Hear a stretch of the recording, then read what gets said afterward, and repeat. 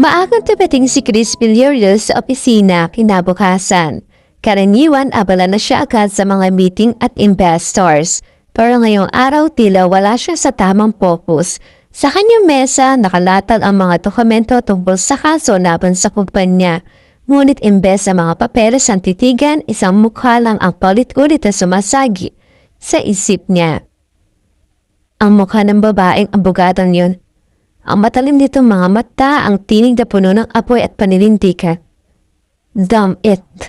Mahinang mura niya sa sarili habang napapailip. Hindi ko dapat siya iniisip. Ngunit mas tanggihan niya, mas lalo siyang nababalisa. Pumasok ang kanyang asistant na may dalang bagong reports. Sir, ito na po ang karagdagang informasyon tungkol kay Attorney Sandoval. Ayon sa mga nakalat namin, ganing ang tinigil ang kanyang asistant. Enough.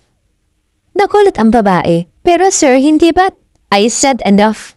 Matiin niyang ulit, pinikit niya mga mata at huminga ng malalim. Alam ko na ang kailangan kong malaman. Hindi ko kailangan ng higit pa. Pero sa loob-loob niya, hindi iyon ang totoo. Hindi niya kayang harapin ang mas malalim na detalye tungkol sa buhay ni Erica. Lalo na't nalaman na niya ang koreksyon ng ama nito sa kumpanya nila. Kinahaponan habang nasa board meeting, halos wala sa sarili si Chris. Hindi niya naririnig ang ilang direktor na nag-uulat ng quarterly performance. Ang naririnig lang niya ay ang mga sinabi ni Erica sa korte. Hindi lahat ng bagay ay nabibili ng pera. Para bang sumasaksak iyon sa kanyang TV. Ilang taon na siyang namumuhay sa mundo kung saan pera at kapangyarihan ang umiikot. Ngayon ay siya nakatagpo ng taong kayang questioning iyon ng harap-harapan. At sa halip na mainis pakiramdam niya, nahuhulog siya sa patibong. Pag-uwi niya sa penthouse, agad siyang kumuha ng alak. Nakatingin siya sa city lights mula sa taas, ngunit iba ang tumatakbo sa kanyang isipan. Erica Sandoval. Pulong niya. Bakit ikaw pa? Bakit kailangan mong maging kalaban ko? Napangisi siya, ngunit baka sa ngiti ang kabiguan. Kung ibang babae ka lang, matadalnaktan nilapitan. Pero dahil ikaw sa Sandoval, isa kang banta. Pinisil niya ang baso ng alak ng mahigpit. Ngunit sa halip na galit lang, dama niya ang kakaibang pagdanasa na hindi niya mapigilan. At sa kaibatura ng kanyang puso, unti-unting pumuputok ang isang katotohanan na pilitin tinatanggihan. Hindi lang siya interesado sa laban na ito. Interesado siya kay Erica mismo. Pagkatapos ng isang mahabang araw sa opisina, nagpasya si Erica na magpahinga muna. Isinama siya ng kanyang kaibigang si Mira, kapwa abogada sa isang fundraising event para sa mga batang walang tirahan. Hindi naman talaga siya mahilig sa mga social gatherings, pero pumapayag siya para makalanghap ng ibang hangin. Suot niya ang isang simpleng dark green na cocktail dress, hindi labis na makarbong ngunit sapat upang bigyan siya ng kislap na hindi maikakaila. Habang naglalakad siya papasok sa mall, napansin niya agad ang mga taong nasa paligid, mga politiko, businessmen, at ilang kilalang personalidad. Relax, Erica. Bulong ni Mira. Hindi ito parte. Just enjoy. Ngunit halos matulala si Erica nang mapansin kung sino ang papalapit sa stage para mansalita. Si Chris Villarreal. Naka-black tuxedo ito at mas lalo pang lumutang ang tindig at presensyang sanay sa spotlight. Hawak nito ang mikropono at nangumpiti siya sa audience, tila buong bulwagan ay napuno ng kanyang karisma. Good evening, ladies and gentlemen. Panimula ni Chris, puno ng kumpiyansa ang tinig. Tonight, we are gathered not as businessmen or lawyers, not as politicians or public figures, but as people who shares one cause, to help those in need. Napakagatlabi si Erica habang pinagmamasdan ito. Iba ang dating ni Chris sa labas ng korte. Oo, mayabang pa rin. Ngunit ngayong gabi, may ibang kinang sa kanyang mga mata. Parang hindi ito ang parehong lalaking hinarap niya sa courtroom na puno ng galit at paninintigan. At hindi niya maitatanggi na dadala siya ng presensya nito. Matapos ang tanumpati, nagpalakpakan ng lahat. Habang nagpinggan ang mga bisita, abala si Erica sa pakipag-usap kay Mira nang bigla niyang maramdaman ang isang presensya sa kanyang tabi. Hindi ko inaasahan na makikita kita rito, Miss Sandoval. Malamig ngunit pamilyar na tinig. Dahan-dahan siyang lumingon at naroon nga si Chris. Nakatitig sa kanya na may halong gulat at pilyong ngiti. Hindi rin ako nagulat. Sagot ni Erica. Pilit pinananatiling kalmado ang sarili. Alam ko namang mahilig kang ipakita sa lahat na isa kang mabuting tao. Bahagyang natawa si Chris. At ikaw naman, kahit saan tayo magkita, handa kang makipagdebate? Pareho silang natahimik saglit. Ang mga ilaw ng chandeliers ay nagbigay ng kakaibang kislap sa kanilang mga mata. Sa likod ng mga ngiti at banat, ramdam nila pareho ang kakaibang tensyon. Hindi na ito galit lamang, kundi isang ataksyong pilit nilang ikinakaila. Kung hindi lang kita kalaban sa korte! Biglang bulong ni Chris, halos hindi marinig ng iba.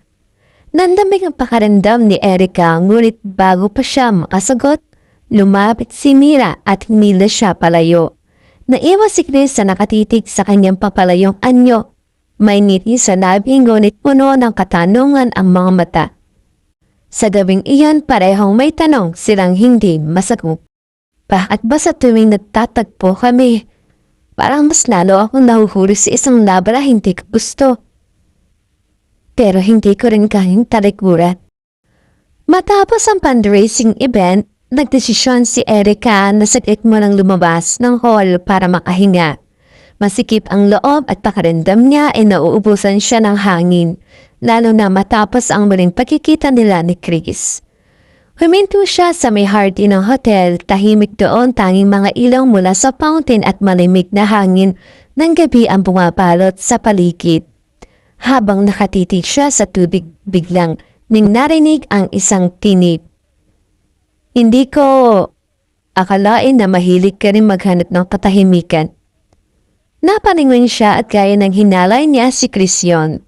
Nakaluwag na ang kanyang bowtie, hahawak ang isang baso ng alak at nakatayo sa dilim ng mga puno. Hindi ko akalain na susundan mo ko. Malamig na tinig ni Enka. Nagkakatitaw papalapit, mabagal ngunit matatag. Hindi kita sinundan, siguro pareho lang tayo naghahanap ng lugar kung saan walang maskara. Napakunot ang noon ni Erica. Maskara? Yeah. Sagot ni Chris, bahagyang ngumiti. Sa loob ng hall, lahat nakangiti, lahat nagpapakita ng kabutihan. Pero sa likod nun, lahat may interes. Ganoon din sa korte, lahat may agenda. Pero dito, luminga ito sa paligid. Dito mas totoo. Sandaling natahimik si Erica. Totoo rin ang sinabi niya. Kahit siya mismo, minsan hindi niya alam kung ginagawa pa niya ang lahat for for justice o dala lang kanyang personal na sugat sa nakaraan. Huminga siya ng malalim at nagsalita.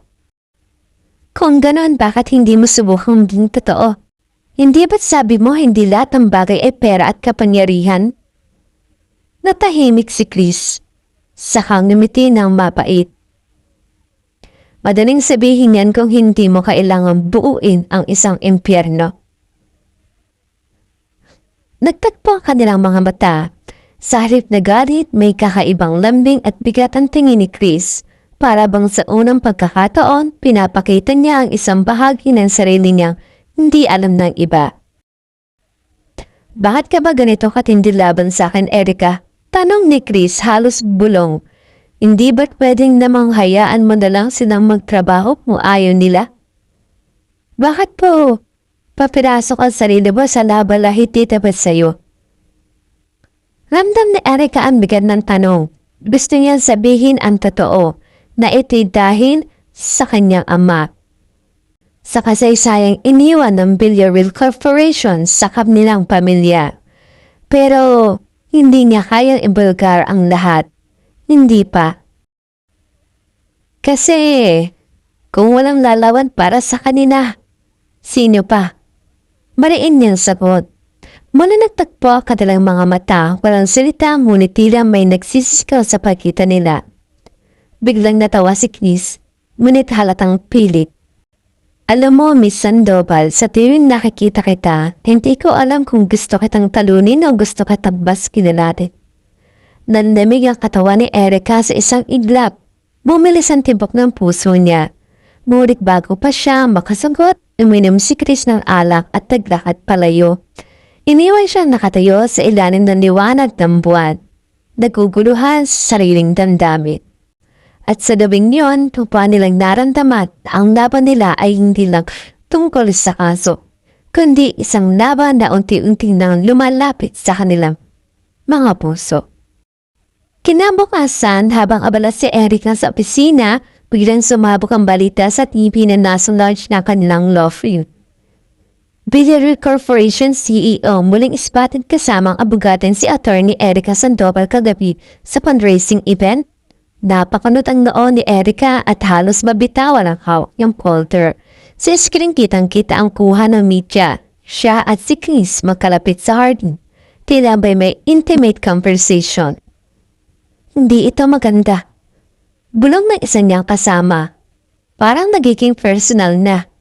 Agad niyang pinatay ang TV, hindi niya hahayaang masira ang reputasyon niya dahil sa isang maling interpretasyon ng media.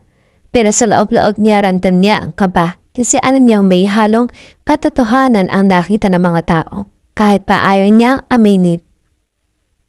Samantala sa kabila ng panig ng syudad, nasa dining table si Chris kasama kanyang pamilya. Ang kanyang ina, si Doña Isabel Villarin, ay nakatingin sa kanya ng mariig. Chris, malamig ditong wika. Bakit naglalapit ka sa isang babaeng tahasang kumakalaban sa atin sa korte? Napailing si Chris pero hindi umiwas. Wala akong ginagawa. She's just persistent. Persistent? Singhal na kanyang kapatid na si Daniel. She's a treat. At kung patuloy mong hahayaan, baka bumagsak ang reputasyon ng kumpanya. Nanahimik si Chris. Pinipigil na lang sariling makipagsagutan pero sa isip niya, bumabalik ang gabing nasa hardin sila ni Erica. Ang mga mata nito ang lakas ng loob na sumagot sa kanya. Hindi niya kayang itanggi, may kakaiba sa babae. Hapon na nang makatanggap si Erica ng tawag mula sa isang unknown number. Pagkabukas niya, narinig niya ang baritonong boses na pamilyar sa kanya. Hindi ka ba magsasawa sa spotlight? Tarang ni Chris, may halong inis ngunit ramdam ang pagkabahala. Hindi ako may pakana ng lahat ng to. Malamig yung tugon. Baka nakakalimutan mo ikaw ang kilalang public figure dito. Then stop meeting me in public places. Matalim na sugot ni Chris. Napangiti si Erica kahit wala itong nakikita. So, inaamin mong gusto mo pa rin akong makausap? Tahimik si Chris. Ilang segundo bago siya muling nagsalita, mahina at tila may bigat. Hindi ko alam kung gusto ba kitang mawala sa paningin ko o lalo pang mapalapit. Bago pa makasagot si Erica, ibinabana nito ang tawag. Iniwan siyang nakatulala. Humahalo ang inis at kaba sa kanyang dibdib. Sa gitna ng spotlight at pamilyang nagbabantay, lalo lamang silang hinihila ng tadhana sa laban na hindi nila kayang takbuhan. Sa loob ng law firm conference hall, nagkaroon ng closed-door mediation meeting sa pagitan ng legal team ni Erica at ng mga kinatawan ni Chris Villarin.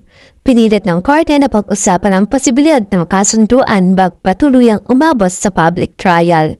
Tahimik ang silid ng pumasok si Chris, nakasalamin siya, nakasuot ang itim na suit at dala ang presensyang nagtutulot ng bigat sa lahat ng daroon. Ngunit sa halip na tumingin sa ibang abogado, diretso ang tingin niya kay Erica.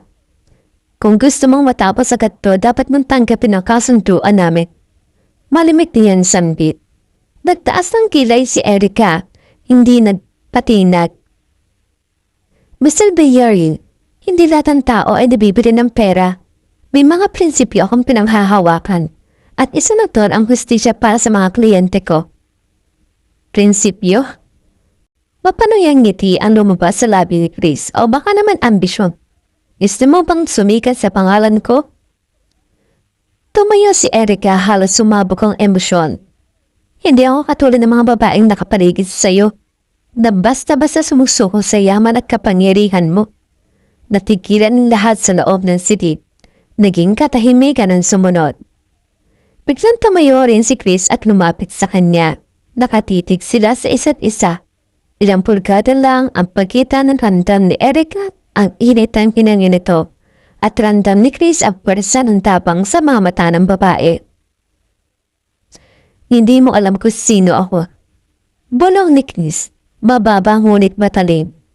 At hindi mo rin alam kung anong kaya kong gawin. Sagot ni Erica, hindi nagpatinat. Ngunit bago pa sila tuluyang magkasigawan, biglang naputol ang tensyon. Nadulas si Erica habang umaatras at mabilis siyang sinalo ni Chris. Nahulog siya sa basic dito at ilang segundo silang nanatiling magkalapit. Tila huminto ang oras. Randam nila ang tipok ng puso ng isa't isa. Maging mga abogado sa paligid ay napayoko. Nagkukuha ring abalap para hindi mapansin na kakaibang eksena. Tatangat ng tingin si Erica at sa unang pagkakataon, hindi niya mabasa ang ekspresyon ni Chris. Hindi na iyon ang malamig na negosyante. May bakas ng pag-aalala at init. Dahan-dahan siyang bumangon at inalis ang sarili mula sa pagkakayakap nito. Hindi mo kailangang magpanggap na may pakailam ka. Mariig niyang wika. Pero sa loob-loob niya, nagugulhan siya. Samantalang si Chris hindi makagalaw sa kanitatayuan. Pilit pinipigilan ng tandaming hindi niya dapat maramdaman. At sa unang banggaan na yon, pareho nilang daramdaman na ang kanilang laban ay hindi lang tungkol sa korte, kundi tungkol na rin sa isa't isa. Tapos ang mainit na banggaan sa mediation hall, akala ni Erica ay matatagalan pa bago muli mag-cross ang landas nila ni Chris Villarreal, pero kinabukasan nakatanggap siya ng tawag mula sa senior partner ng firm na pinapasukan niya. Attorney Erica, kailangan mong tumalo ngayong gabi sa isang business dinner. Layan natin si Mr. Villarreal at importante ang presensya mo. Nanlaki ang mga mata ni Erica. Siya na naman, ngunit wala siyang magawa kundi sumunod. Bahagi ito ng trabaho at hindi niya pwedeng tanggihan.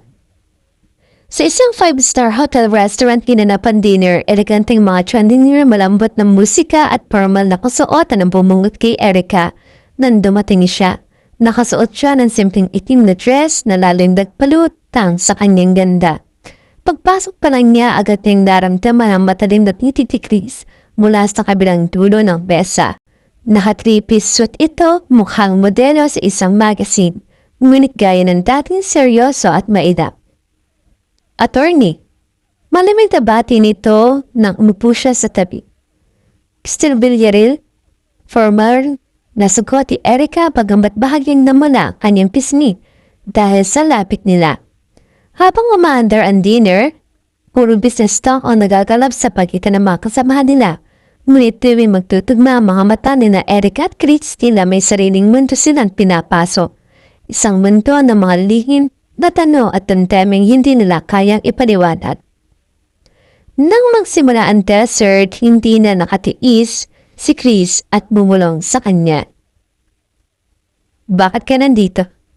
Alam mo hindi mo kailangang makihalo sa negosyo ko. Napangiti si Erica ngunit may halong hamon ang kanyang mga mata. Trabaho ko to at hindi mo ako pwedeng paalisin dahil lang sa hindi mo ako gusto. Bagay natigilan si Chris. Sila nagsabing hindi kita gusto. Napatigil si Erica, biglang kinabahan. Pero bago pa siya makasagot, biglang dumating ang pamilyar ni Chris, ang kanyang ama at kapatid, na parehong kilalang personalidad sa mundo ng negosyo. So this is attorney Erica. Ngiti ng kapatid niya. Chris, bakit hindi mo pa siya ipinakikilala sa amin? Nanlaki ang mga mata ni Erica. Napatingin siya kay Chris na halatang nagulat din. Ngunit mabilis na ngumiti at sabay sabing, "Yes, she's important." Halos malaglag ang kutsara ni Erica sa narinig. Important? Anong ibig niya sabihin? Bakit parang may ibang init at tono sa boses nito? Sa sandaling yun, kahit hindi nila planado, napunta sa kanila ang atensyon ng lahat. Unti-unting nagiging mas komplikado ang mundo kanila. Kinagalawan.